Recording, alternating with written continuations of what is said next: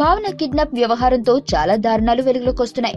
ఇప్పటికే పలువురు హీరోయిన్స్ ఈ విషయంలో రకరకాల ఫీలింగ్స్ ను వ్యక్తపరుస్తున్నారు.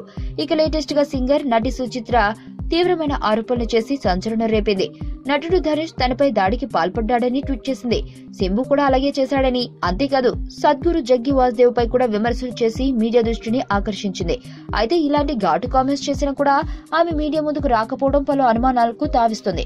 ధనుష్ తో పాటు ఆయన సిబ్బంది నాపై దాడి చేశారని, దారుణంగా ప్రవర్తించారని, నా చేతులకు గాయాలయ్యాయని సాక్ష్యం ఇదిగో అంటూ తన చేతికి గాయమైన ఫోటోలను ట్విట్టర్ లో పోస్ట్ చేసింది. మొత్తానికి ఈమె వ్యవహారంపై అనుమానాలు వ్యక్తం చేస్తున్నారు. మరి ఈ విషయంపై ఆ హీరోలు ఎలా స్పందిస్తారో చూడాలి.